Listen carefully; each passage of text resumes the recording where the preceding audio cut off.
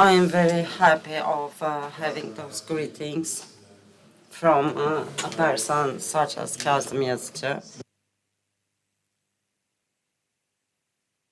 And I hope during your life you will have persons as valuable as him. Discovery of the first psychotropics, coincidences, curiosity, and serendipity. So what are the mental disorders? How they are treated within time, especially in terms of religious, moral, and cultural descriptions. Back in time, the diseases were associated with the bad souls. And in the Middle Age Europe, the disorders were symptoms of witchcraft or the work of devil, and the people were killed or burned.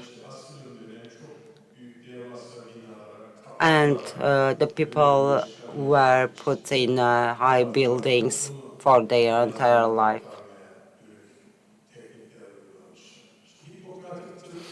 With the beginning of the Hippocratic medicines,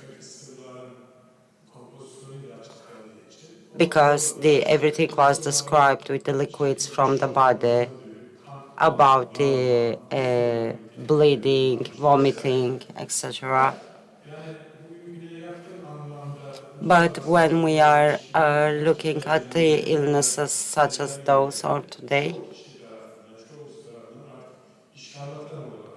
we can look at this part described as charlatanism. In 1770s, Mesmer was described as animal magnetism, and it was claimed that the disorders are because of this. There started to be the mass hypnotism. It was very successful in Europe. And for that day, it was a first. And even in Europe or in North America, the mental health patients were closed in big buildings. And it's not possible to mention a treatment, but in the mid of the 17th, we had Pinal in France and some others, and they started to have those reform movements.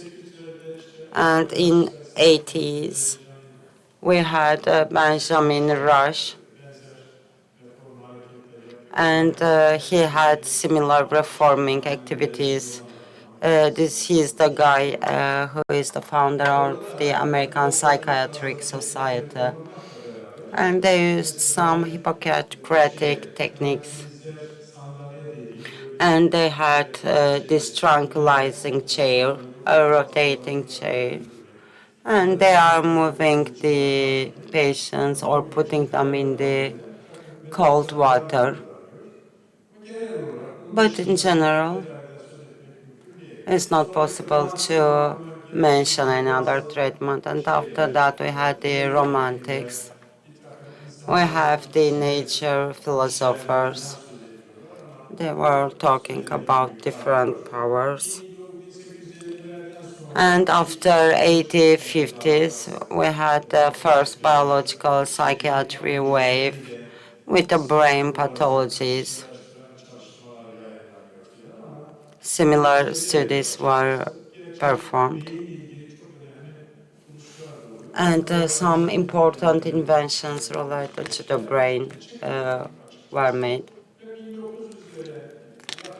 And in 19th, in Europe and North America, especially outside the city, Rehabilitation centers like closure areas were built. The patients and the clinicians were waiting like that, and there wasn't anything that they could do. For example, we have Karl Jasper, uh, and he's one of the most important figures of the existential philosophy and of the psychiatry. And he was like, okay, we did reforms in the hospitals, but although the hospitals were magnificent and hygienic, we were all desperate about the treatment of the mental illnesses. For example, after 90s, we have the Nobel Prize. There are some discovery. Wagner did a new research for the about the malregulation in the treatment of the dementia, insulin chemotherapy, cardiac convulsion, and different applications. And when we consider those applications, they were very difficult. There are some psychosurgical applications, and especially Freeman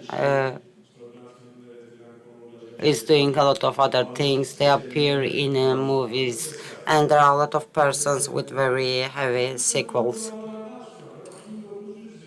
And in 19th is defined as the age of discovery.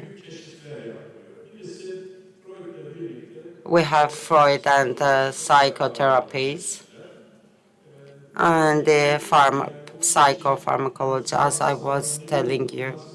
The mental illness wasn't so well defined back then. And the opinions of Freud were very controversial, but they were like a lifesaver. And both in Europe and especially in America, they were very famous. And a lot of psychiatrists in states who were working in the asylums, they started to accept the psychoanalysis patients, but they had a model about the psychoanalytics, a methodology. And after that, different psychotherapeutic processes have been developed. But another important development is in the psychopharmacology area. And we can talk about the role of those coincidences.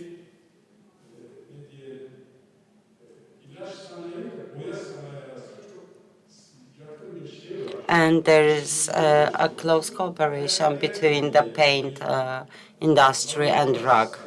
And Henry Perkin was a laboratory assistant, and while he was 18 years, he undertook the synthesis of quinine. Uh, and he made this accidental discovery that aniline could be transformed into a mixture, and when extracted with alcohol, produced a substance with an intense purple color. So for the first time, he produced a synthetic dye. And after that, he worked with Bayer, Siba, and Sandoz, Gage. And also his findings require an breed of chemists and gave a strong impetus for the development of organic chemistry. And at the end of the 8,000 those companies were established. The word of psychopharmacology was first used in 1920 by an American pharmacologist uh, in order to describe the effects of antipyretics like quinine and acetyl salicylic acid on the neuromuscular coordination tests, but until that day, there weren't anything for the mental illnesses. And as you know, through the history of the humanity, numerous therapeutic agents have been used for the hypnotic or sedative properties. Alcohol or alkaloids, opium, and the other narcotics have been used. But as of 19th century, the clinicians started to use the bromides, the chloral hydrate, the hyoscine, the paraldehyde, the sulfonyl, and they claim that those substances have potential effects.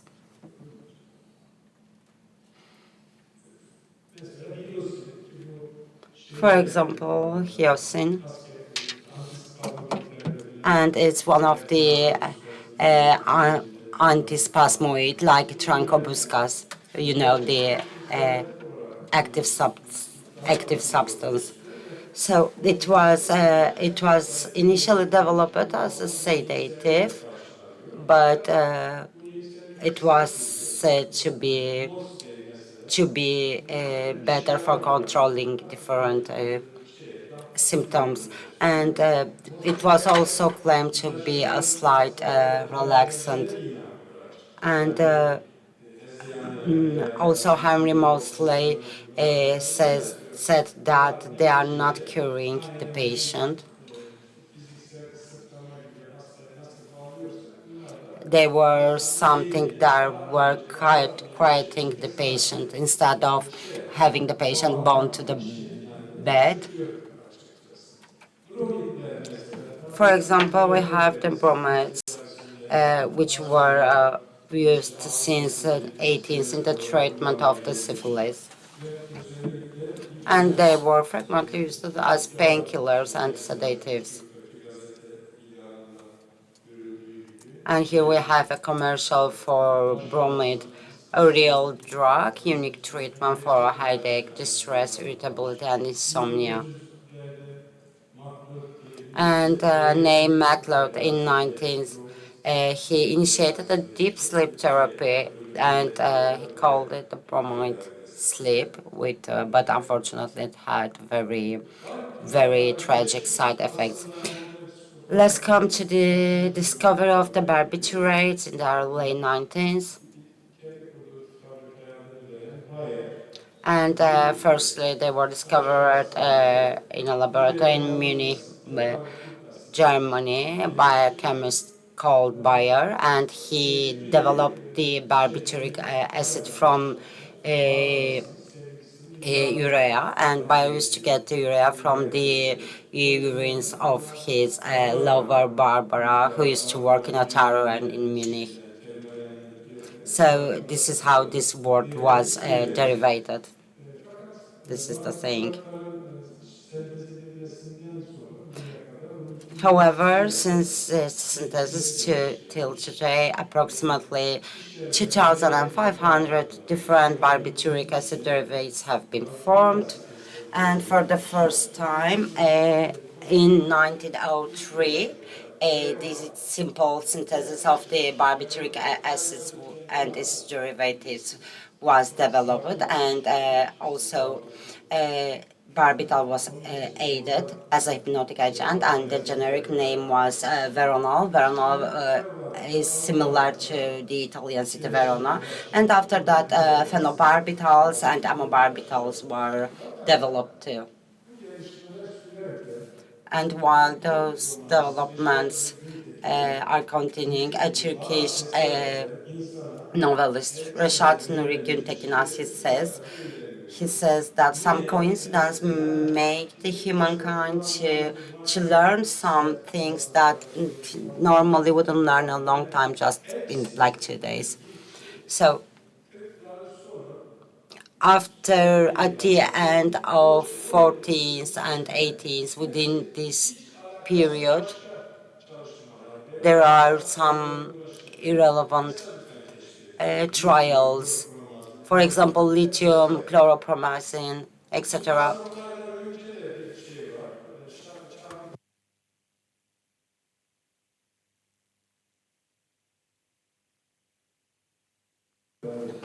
So in 37, we had Charles Bradley, and he was working with children at the Emma Pendleton Bradley home in Providence. And also, he developed the racemic amphetamine, and an amphetamine to problem the children, and it was shown to have improved school performance, social interactions, and emotional responses. So this is actually the beginning of the stimulant treatments for ADHD. So this is the first discovery. So after that we have lithium. Lithium is still very important for us. As you know, lithium is a natural element, a mineral, and for the first time was isolated from mineral layers by Arfedson in 1817, and the name comes from the Greek lithostone. And after that, in the 19th century, was introduced into medicine, and it was shown that lithium could actually dissolve the uric acid crystals isolated from the kidneys. So in a short time, it was started to be used in dyspepsia, rheumatism, bright disorder, and urate stones. So it started to have a market. In Turkey, in Anatolia, there are similar healing waters like ayazma.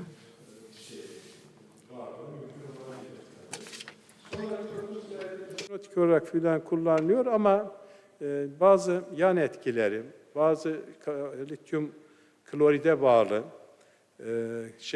kalp hastalarının bazılarında ortaya çıkan ölümler neticesiyle sonunda terk ediliyor. Ne zamana kadar? 1949'a kadar Avustralyalı psikiyatrist John Cate psikiyatrik hastalıklarla idrar arasında ilişki araştırıyor. O zamanın hekimleri biliyorsunuz, yani o zamanın değil, eskiden beri hekimler hastalıkları idrarla vesaire tanımaya çalışıyorlar ya, o da onu araştırıyor. Bu arada işte hastalardan aldığı idrarları şu Gine domuzcukları denen fareyle tavşan arası kobaylara zerk ediyor. Fakat dozu yükseltince bir süre sonra hayvanların öldüğünü görüyor. Bu sefer üreyi daha önce bilindiği için, çünkü nedeniyle, demin bahsettiğim durum nedeniyle lityum karbonat ekleyerek yapıyor. Ne derler ona? Çözüyor yani. To in a way resolve it. They are trying to prevent the deaths, and they continued to make experimentation on the pigs, only to see that the pigs were just relieved, relaxed, and of course, this was a great observation and discovery for him. He adjusted just appropriate dosage for the human beings, published his studies, but at that times, depending on the lithium, certain deaths occurred. Those that news were published, and especially in the diets to restrict the consumption of salt. Toxic tables were published about the usage of the lithium, and after that time it was abundant. When FDA gave approval, we went through this same process in Turkey, and we learned that lithium was issued to the market, and Some physician in Bakırköy Hospital first reported to use lithium in 1972. We didn't have devices to measure the blood level, and because its toxic levels were known before, it was horrible to use lithium. We were hesitant to use lithium. Then the studies increased. I had read the news in the United States about the treatment with lithium. Gradually, we were relieved. It became handy, practical, and you see the picture of the nurse making such sign. Yurtoğlu company brought lithium to Turkey for the first time under the name of Litinal. Then it was continued to be produced by another local company. It is a cheap drug and it is up to the consciousness of the local conscientious of the local companies. There were problems in the issuing of the lithium to the market, and then they corrected, improved the problems. And the discovery of chloropromazine is the fundamental discovery of modern psychology. It also triggered the development of the other modern drugs, and an organic chemist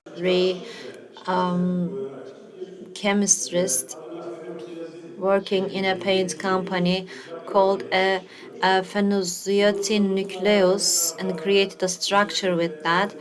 In 1940s, especially with synthetic antihistamine developments, there was an increasing appeal and interest in it.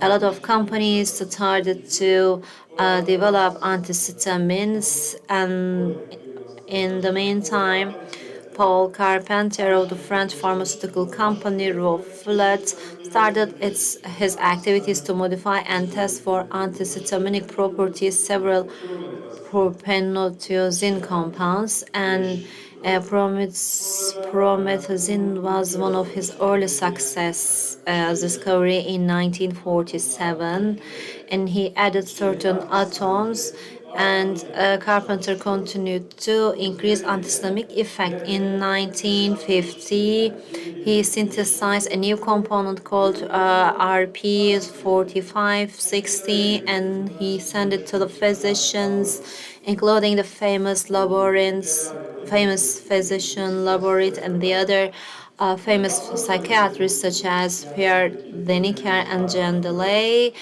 The potential use of the CPZ in psychiatry was first recognized by Henry Laborit in 1951, a surgeon and psychologist in the French army, and Laborit tested a small amount of CPZ as a preventive for shock and noted that it was beneficial. This Deniker and Delay, in the meantime, reported in May 1952 on the ability of the drug to calm psychotically agitated patients, and in that year, it was released to the market under the name Thorazine, and 2 years later, in the United States, 4 million people started to use this drug. This is an immense increase in the number of the patients using that drug.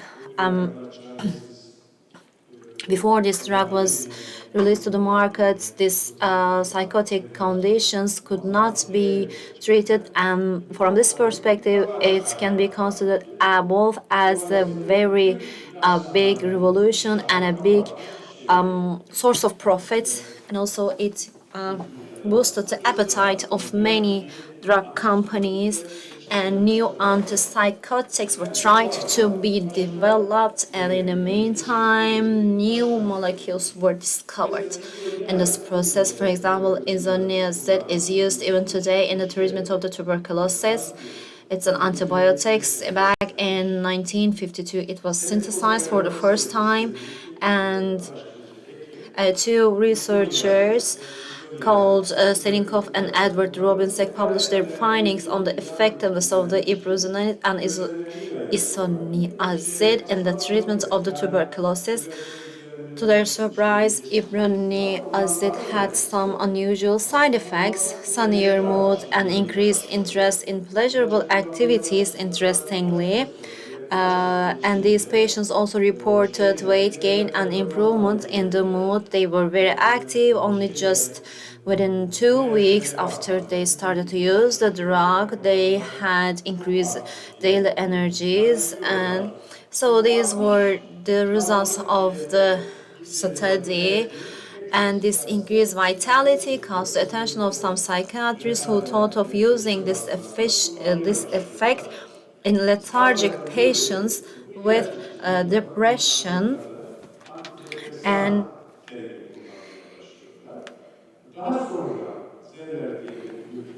then biochemistry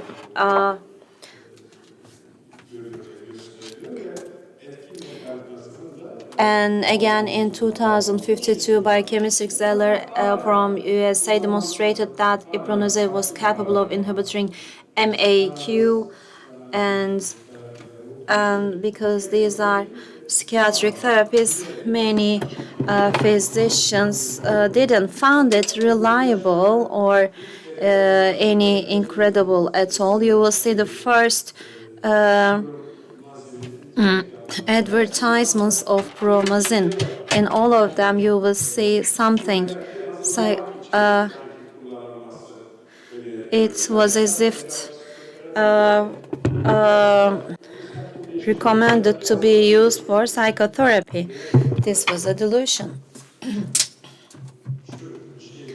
Or this.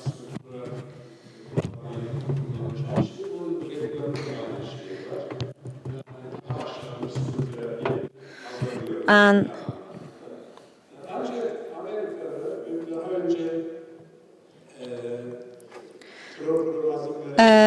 however, in the United States, they made studies about chlorzoxamine, and Nathan Klein started the study on this device, and he demonstrated that it is giving mental energy. And the first blue antidepressants were launched to the market. Marplaniyamid, they were brought to Turkey also during the time when I was a student, but because of its interaction issues or uh, because it inhibited both A and B enzymes in an irreversible manner, it caused certain problems and complications. It also gave rise to serious complications, and it was withdrawn from the market. But many years later, A inhibitors were launched back to the market. And also the discovery of chloropromazine and its revenues led Kaliba Jelly to search for molecules with similar chemical form as chlorpromazine, like numerous other pharmaceutical companies. And also imipropin was synthesized in 1957, but it did not create the antipsychotic effect on schizophrenic patients as it was hoped for. On the other hand, a young Swiss psychiatrist in certain schizophrenia patients with depressive symptoms observed its healing effect, and he concluded that it was not a depression drug but a schizophrenia drug, and he has given the compound to about 100 patients and observed meaningful improvements in them. Kuhn published his first article regarding the antidepressive effects of imipramine in 1975. Imipramine is one of our first antidepressants.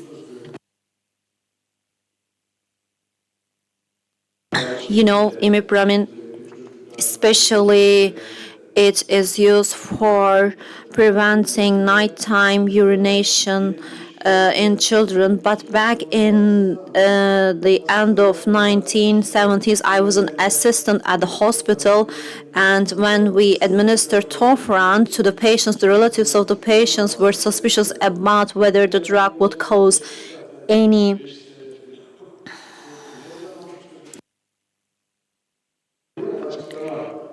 reproductive health issues.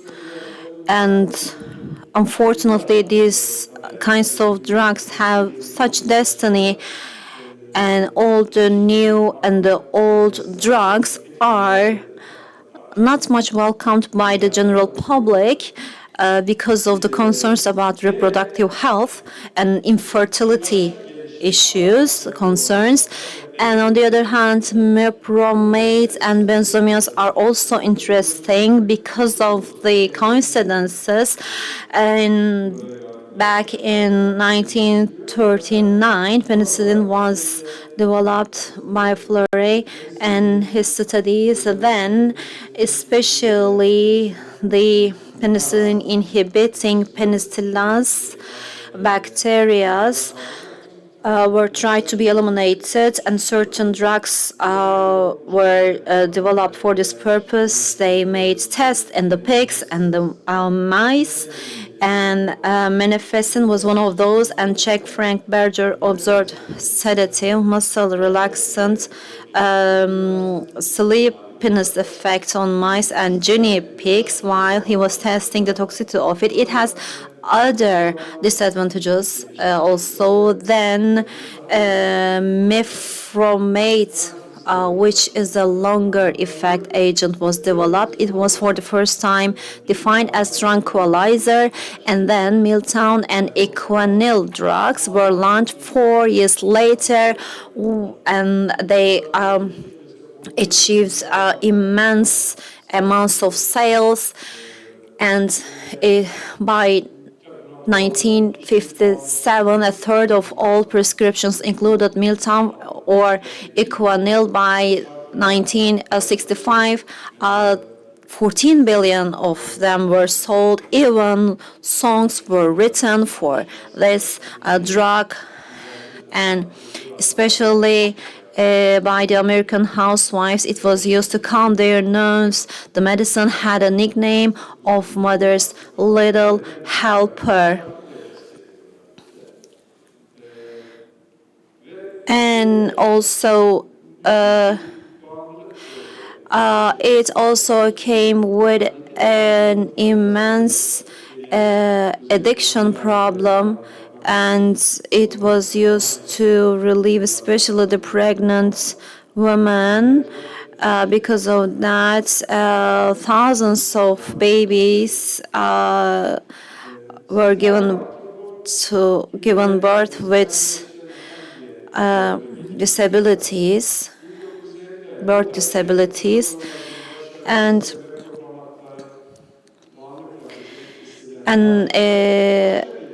as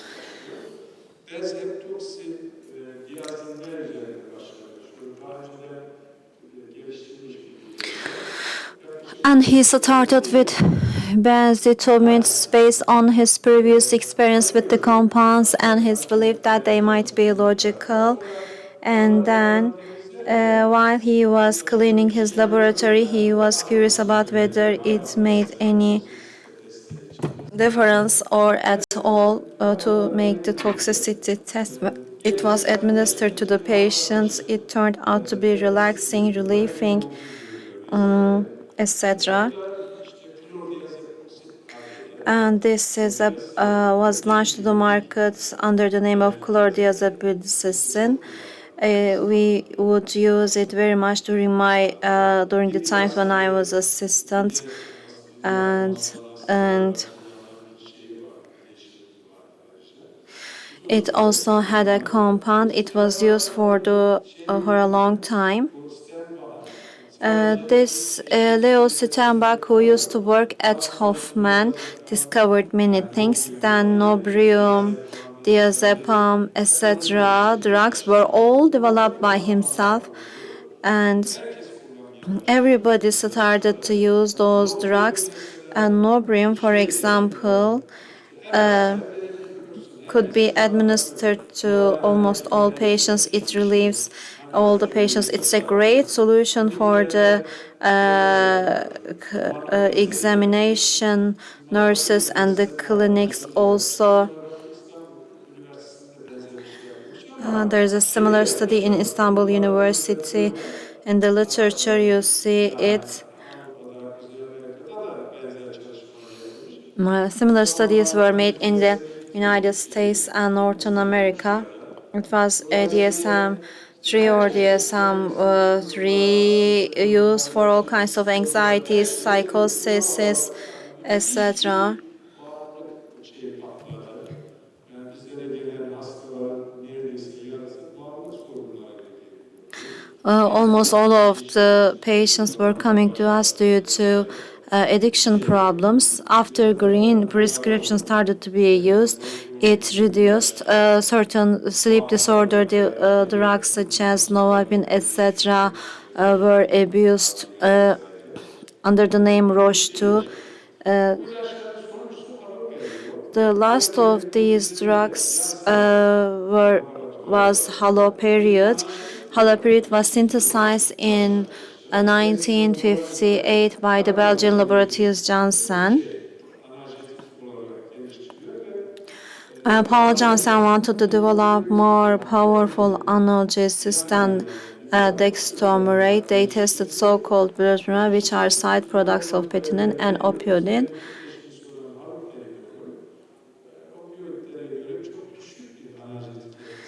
It has a very low analgesic impact than the opioids, and especially the mice which took this drug in about 15 minutes later. They had excitation and then cataleptic situation and a sedation close to that provoked chlorpromazine. It was not seen as very effective in the beginning, but a few weeks later it was used on a patient with delirium treatments via a 4 and led to sedative effects. Its hallucinogenic effect was later found after being used for sedation of agitated patients in Belgium first. Delay and then care found certain aspects of that drug. So all these examples, are they coincidences? Are they just coincidences? No. To what degree can we call them coincidences? This is Ubuntu. The word treatment is described by the Turkish dictionary as a coincidence, unexpected events coming together. So, unexpected coincidences, encounterings, and two or more events coming together without being informed about each other. And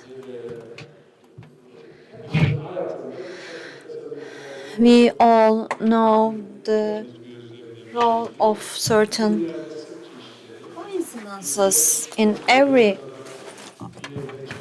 one's life.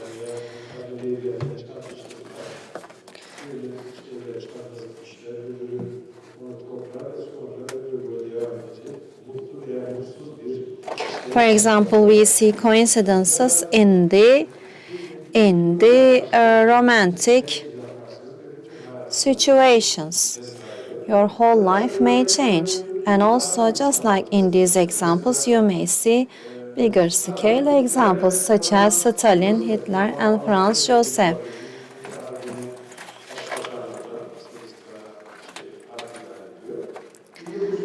And they were together. Hitler was ruined, and Stalin went to see Frochki. Unfortunately, these three are responsible for the death of millions of people, 80 million people. Of course, to what extent are they coincidence? It is open to debate. Jung says that Jung, as you know, has mystical aspects. Its reasons and results are not certain, there is the result. There is a spiritual coming together in every coincidence. Whether we call it as luck or coincidences, they emerge without the information of the people. Another scientific research or another symptom, while solution is tried to be found, another totally different thing was found based on an observation. Um, Based on an observation, a scientist discovers a new thing that he or she does not look for it at the beginning. However, the new scientific discovery is not completely without information nor expectations of these scientists. In fact, it appears as a side outcome of an already ongoing initiative or study. All these may be affiliated to luck or coincidence. Some scientists were searching to find certain results, but they came up with totally different results. This is called serendipity. This term was used by Horace Walpole. He is a big collectioner, and Giorgio Vasari's famous Bianca Capaldi painting was discovered by him while trying to search for totally different thing. And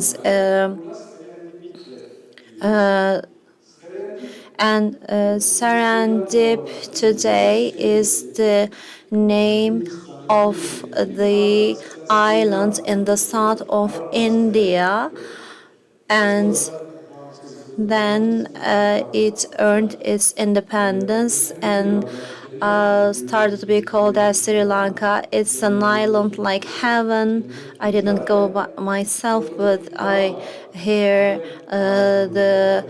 hear from those who visited the island that it was like heaven, and some people believe that the prophet, the first prophet Adam, uh, uh,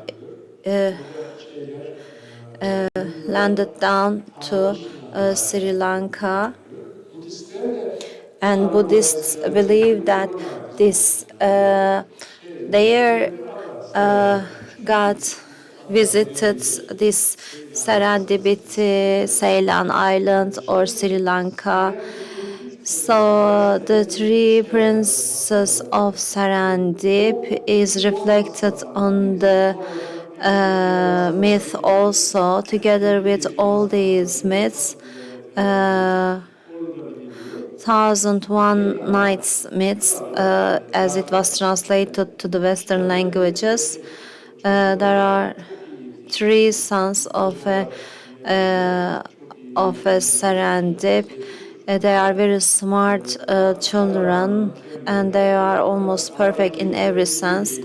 But there is no new education that they can receive, and the King Jafar instruct them to go to other countries and find new teachers whom they can learn, and they go to Iran, India,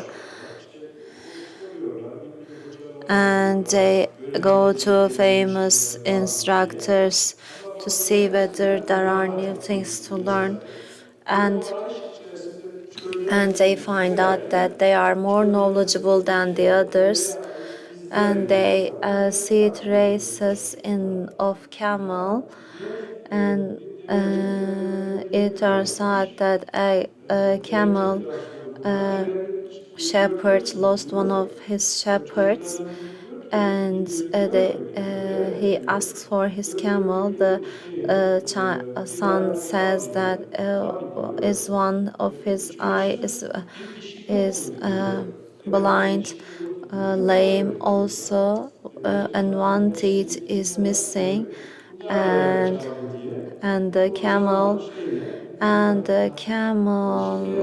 shepherds assumed that these three sons were the ones who stole their camel, stole his camel. They were put into the dungeon, and the dungeon keepers noticed that they were very well behaved people, and the camel shepherd came and said that he found his camel, and asked, how did you find it? Said that we saw that one of his tooth traces were well surfaced, and therefore I predicted that it was camel. And then he said that it ate.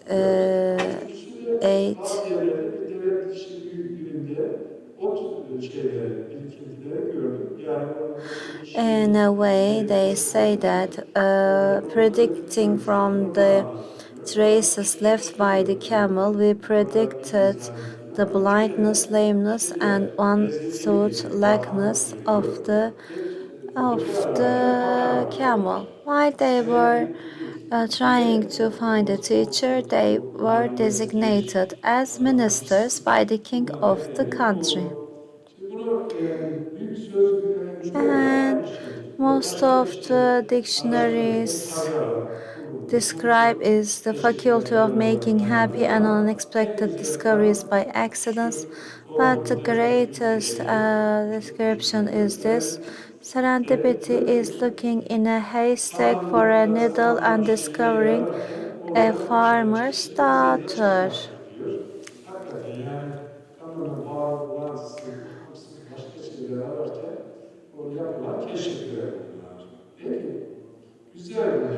So,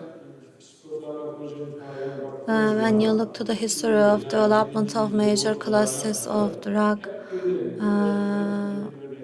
psychiatric disorders, these are all coincidences, and drugs found with serendipity establish in rational patterns.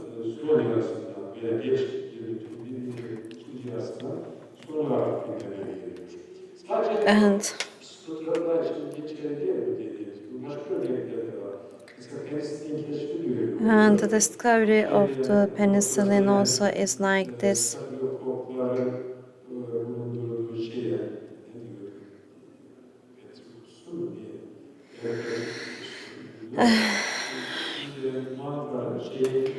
And also in 1928, Dr. Alexander Fleming returned from a holiday to find mold growing on a petri dish of cetaphil, and penicillin was discovered in this way. And sildenafil was also discovered as a coincidence, and the researchers at Pfizer were looking for compounds with antihypertensive and anti-anginal properties. The male subjects demonstrated erection problems, and this unexpected side effect came as a new area of usage. And also you see the Pavlov's classic conditioning. That was the Pavlov found it while investigating certain things, and he discovered mirror neurons, and also uh, uh, and new information could be coded to be shifted to the dominant organ. Likewise, demonstrated the existence of mirror neurons, and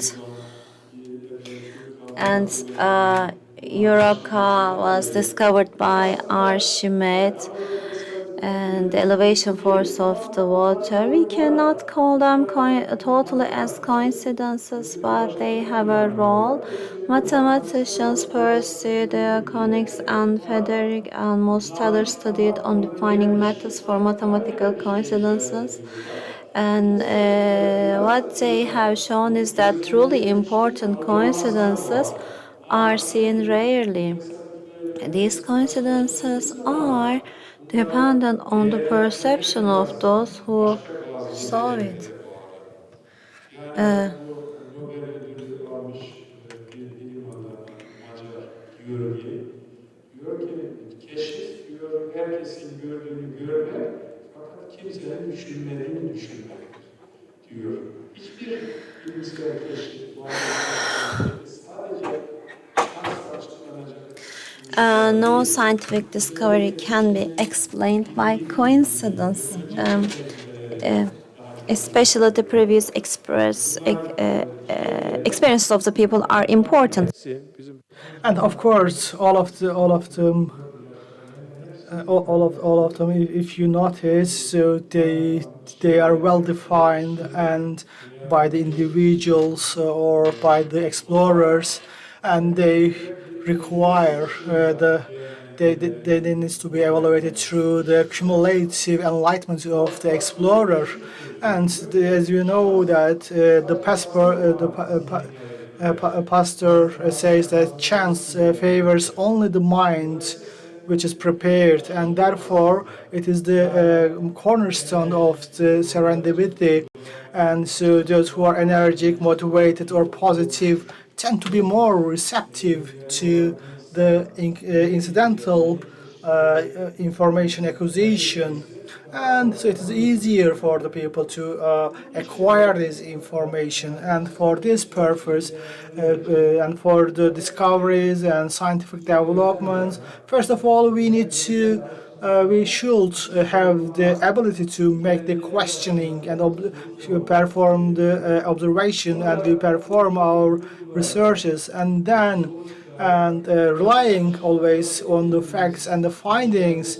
So even when they are different from our own hypotheses and expectations, and we should pursue of this and we should be keep our minds open for the newness and for the novelties. And the concept of serendipity is also closely related to the subjectivity, as I told you before. And the researchers and now users' knowledge and the users' curiosity is very much important. And for example, if you find out the footprints of a lost camel, so shall we stick to the research that we are performing, or shall we follow those footprints with a never-ending curiosity? And if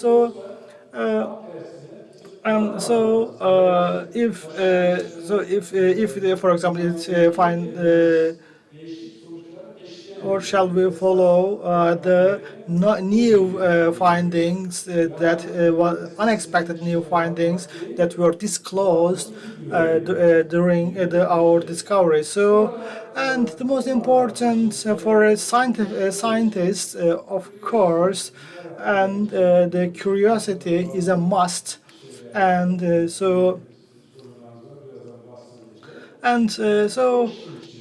this curiosity lies behind, and for the serendipity of the scientist requires a curiosity in order to discover novelties and to be open to be innovations, and also to be having a flexible mind in order to.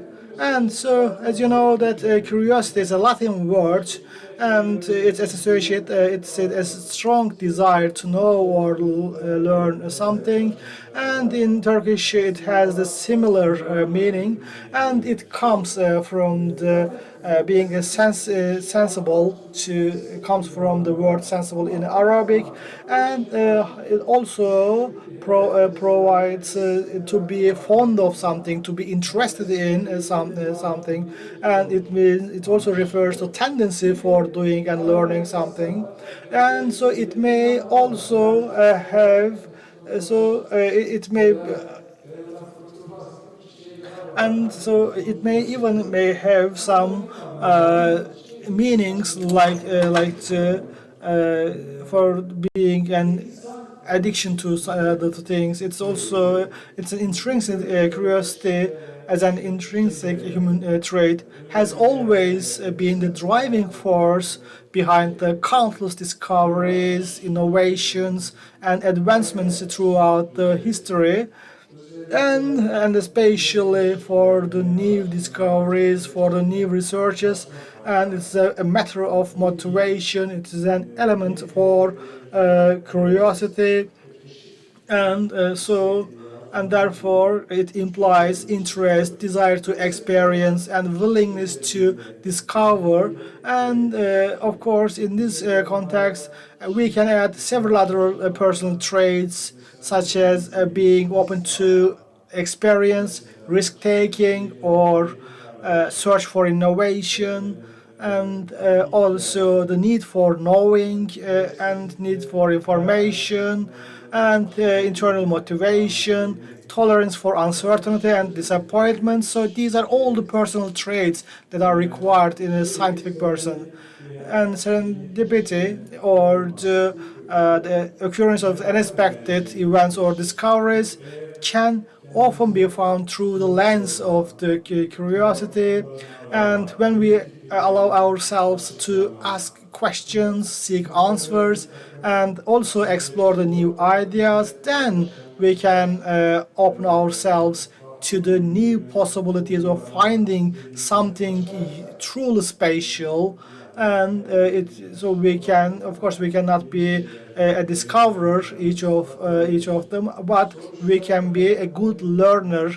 And as Mr. Kazım has already mentioned, and Zeker Ahmet Doğan, and he uses the tecessüs in Arabic, and however in it was a curiosity for finding the faults of the people, and tahassus is another Persian or Arabic word that is used for the curiosity as well, and so they are not used. And so I think today we will be using the curiosity in our country, in Merak, in Turkish, and of course we need to seed the culture of curiosity within an organization. So it is not always easy, and also it requires a willingness to take risks, embrace the uncertainty, and to encourage for asking questions, and also challenging the status quo as well. So it also requires that and a safe environment, and we need to have leaders and also idols that will make it possible. So at the end of the day, I would like to end my words with Johann Wolfgang Goethe, who says that discovery needs luck, invention, intellect. No one can do without the other. And so thank you very much.